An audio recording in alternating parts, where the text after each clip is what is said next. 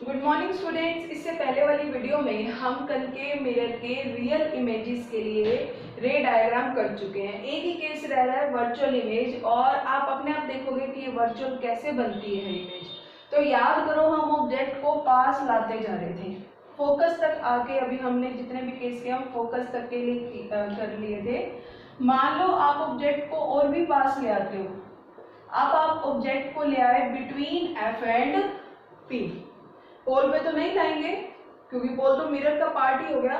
तो आप उसे फोकस और पोल के अगर बीच में रखते हो ऑब्जेक्ट को, तो वो इमेज कैसी बनाता है देखेंगे। स्टेप बाय स्टेप रूल लगाएंगे। पहले एक रे लाए हम पैरेलल प्रिंसिपल एक्सिस के, तो ये कहाँ से पास होगी? फोकस में से। तो स्ट्रेट लाइन आपको ड्रॉ करनी है, कहाँ से पास होगी? ये फोकस में से। बट एक रे से काम नहीं चलेगा, हमें एक रे और चाहिए। तो हम उसे पोल से भी पास करा सकते हैं, सेंटर से भी पास करा सकते हैं, आपकी मर्जी है। तो हमने दूसरी रे ली सपोज पोल से। अब जितने एंगल पर आई है इतने ही एंगल पर अब ये क्या होगी? रिफ्लेक्ट। तो हम क्या देखते हैं, ये दोनों रेस ऐसे जा रही है, एंटी पैरेलल जा रही है एक दूसरे के, और ये कभी भी एक दूसरे को मीट नहीं करेंगी। लेकिन हमारा इमेज का रूल क्या कहता है कि जब तक आपकी दो रिफ्लेक्टेड रेस कहीं मीट नहीं करेंगी तब तक आपकी इमेज नहीं बनेगी। तो इमेज जो है वो इस साइड नहीं बनती है, और अपने आप तो बिल्कुल नहीं बन रही है। तो अगर हम इन दोनों रिफ्लेक्टेड रेस को ऐसे पीछे की तरफ खींचें तो ये हमें यहाँ कहीं मिलती हुई दिखाई देती हैं, यानी यहाँ पर हमारी इमेज बनती है, और अपने आप नहीं बनी है। देखो हमने धक्के से मिलाई है, मीन्स कैसी इमेज बन गई? वर्चुअल। और देखो सीधी बन रही है, क्योंकि मैंने इससे प्रीवियस वीडियो में बताया कि बी आपका प्रिंसिपल एक्सिस पे है, तो बी प्रिंसिपल एक्सिस पे ही रहेगा। मीन्स आपकी जो टांगे जैसे प्रिंसिपल एक्सिस मान लो, आपका लोअर पोर्शन जो है वो ऐसा ही दिखेगा आपको, और फिर ए का जो भी साइड है वो आपको ऊपर की तरफ ही दिखेगी। तो इस केस में इमेज हमें बिल्कुल सीधी दिखाई देगी। और कहाँ दिखाई देगी? Behind the mirror. और कैसी दिख रही है?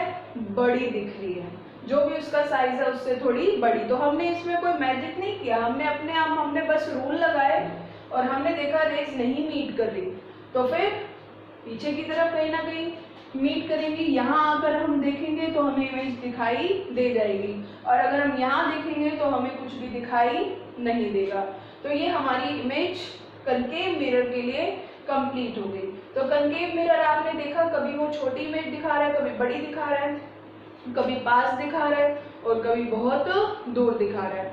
अब हम आ जाते हैं कन्वेक्स मिरर पे। कन्वेक्स मिरर जो है वो हमेशा ही वर्चुअल इमेज बनाता है, ये आपको ध्यान रखना है। कनकेव मिरर रियल भी बनाता है, वर्चुअल भी, लेकिन वर्चुअल सिर्फ एक ही केस में बनाता है, जब ऑब्जेक्ट बहुत पास हो, यानी फोकस और पोल के बीच। बाकी सभी केस में वो रियल बनाता है, और ये हर केस में वर्चुअल बनाता है। ये अपनी उस प्रॉपर्टी का यूज करता है, आपने पढ़ा होगा, याद होगा शायद, कि कन्वेक्स मिरर जो होता है वो डाइवर्जिंग होता है, मींस वो रेस को फैलाता है, वो प्रिंसिपल एक्सिस पे नहीं आने देता। तो अगर रेस प्रिंसिपल एक्सिस पे नहीं जाएंगी तो वो एक्चुअली में कहाँ से मिल पाएंगी? मिल ही नहीं पाएंगी, यानी इमेज आपकी कैसी बनेगी? वर्चुअल ही बनेगी। लेकिन हम इसको ऐसे ओरली नहीं समझेंगे, रे डायग्राम से समझेंगे। तो फर्स्ट केस हम लेते हैं जब हमने ऑब्जेक्ट रखा हुआ है एट इंफिनिटी। इंफिनिटी पर अगर ऑब्जेक्ट है तो रेस कैसे आएंगी? पैरेलल। और अगर पैरेलल आएंगी तो रूल आपको वही लगाने हैं जो आपने डाइवर्जिंग के लिए किए थे, रिफ्लेक्शन वाले। ये रे कैसे जाएगी? ऐसे। जितने एंगल पर आ रही है, याद करो सेंटर से हमने क्या ड्रॉ किया था? नॉर्मल। जितने एंगल पर आ रही है उतने ही एंगल पर जाएगी। ऐसे ही सेम ये भी यहाँ, क्योंकि ये डाइवर्ज करता है मिरर। लेकिन जब आप इसे पीछे की तरफ यहाँ अगर आप आकर देखोगे तो आपको ये कहीं ना कहीं ऐसे मिलती हुई लगेंगी। और कहाँ पर लगेंगी? आपको रूल पता है, अगर रेस इंफिनिटी से आ रही है और वो भी पैरेलल आ रही है प्रिंसिपल एक्सिस के, तो वो कहाँ पास होंगी? फोकस में से। यानी आपको इमेज कहाँ मिलेगी? फोकस पे। कैसे मिली? वर्चुअल। अपने आप नहीं मिली ना, हमने धक्के से मिलाई। इरेक्ट। और कैसे साइज की मिली? Point size. अब इसके बाद नेक्स्ट केस पे आ जाता है, क्योंकि ये तो आपने कनकेव भी किया है। एक बार इसको थोड़ा डिटेल में देखते हैं।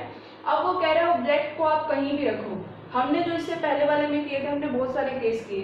पहले हम इंफिनिटी से उसको बियॉन्ड सी लाए, फिर C लाए, फिर C और F के बीच लाए, फिर F लाए और फिर F और P के बीच भी लेकर आए, ठीक है।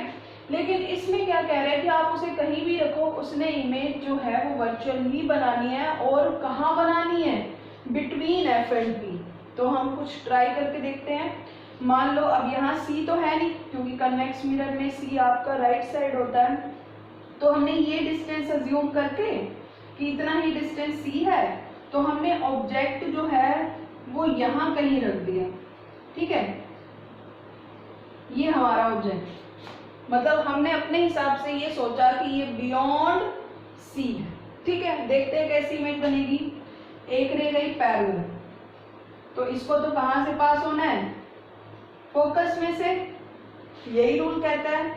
दूसरी रे आपने भेजी पोल से, तो ये कहाँ से पास होगी, अब इतने ही एंगल पे, तो इसको भी हम पीछे की तरफ खींचते हैं तो देखो ये कहीं ना कहीं हमें यहाँ मिलती हुई दिखेगी। तो जिस वजह से बिटवीन F एंड P हमारी क्या बन जाएगी, एक इमेज बन जाएगी, और वो भी कैसी, वर्चुअल, इरेक्ट और छोटे साइज की, डिमिनिश साइज की। इसमें इमेज आपकी F से उधर जाएगी ही नहीं। क्यों? क्योंकि आपकी जो रे जाएगी पैरेलल, वो एक तो फोकस तक ही जाएगी, दूसरी आप या तो पोल से या तो आप कहाँ से पास कराओगे, थर्ड रे C में से, ठीक है। तो वो पहले ही कहीं ना कहीं मिल जाएंगी, वो फोकस से पीछे कभी भी आपकी इमेज नहीं बनेगी। तो इसीलिए वो कह रहे हैं कि अगर आप ट्राई करना चाहो तो कर लो, आप ऑब्जेक्ट यहाँ रख दो, आप ऑब्जेक्ट यहाँ रख दो, लेकिन आप हर किसी केस में देखोगे अगर आप एक रे पैरेलल भेजते हो तो वो फोकस से, और दूसरी रे फोकस से पहले ही उससे मिल जाएगी, मीन्स आपकी image between F and P बन जाएगी, वर्चुअल बनेगी, इरेक्ट बनेगी और डिमिनिश्ड बनेगी। तो ये हमारा मिरर जो है, इसके रे डायग्राम कंप्लीट हो गए हैं। अब इसके बाद एक आता है इसमें मिरर फॉर्मूला और उसकी मैग्निफिकेशन का फॉर्मूला, तो मैं अभी यहीं करवा देती हूँ, तो आप न्यूमेरिकल्स के लिए रेडी हो जाओगे, ठीक है। तो मिरर फॉर्मूला, जैसे आपने ये मिरर के सारे रे डायग्राम के, एक फॉर्मूला है मिरर से रिलेटेड, आपको सिर्फ लर्न करना है। क्या है मिरर का formula, 1/v + 1/u = 1/f। What is v here? v is image distance, and what is u here? And u is object distance, ठीक है। and what is f here? It is focal length। तो ये आपको learn करना है, ये mirror formula है और इससे रिलेटेड आपके न्यूमेरिकल्स आएंगे।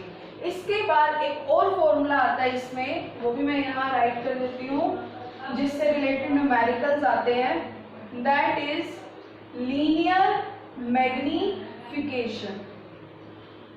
आपने देखा कि साइज जो है ऑब्जेक्ट और इमेज का डिफरेंट है, मीन्स कभी इमेज छोटी बन रही है और कभी इमेज बड़ी बन रही है, तो वो कैसे मैग्नीफाई हो रही है, कैसे उसमें चेंज आ रहे हैं, उसका एक फॉर्मूला है height of image to the height of object. अगर आप इन दोनों का रेशियो फाइंड आउट कर लेते हो तो आपको उनकी मैग्निफिकेशन पता चल जाएगी, ठीक है। और इसके अलावा भी ये इक्वल है साइज तो हो गया, sorry, distance of image to the distance of object, ठीक है।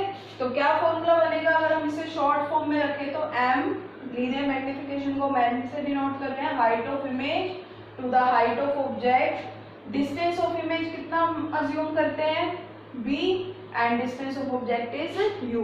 अब कई बार क्या होता है, बुक्स में भी लिखा हुआ है, बच्चों को रट्टा मरवा देते हैं कि ये -v/u आएगा, ये +v/u आएगा, बट आपको इतना नहीं याद करना, आपको सिर्फ फॉर्मूला याद करना है और आपको न्यूमेरिकल्स में साइन कन्वेंशन का यूज करना है।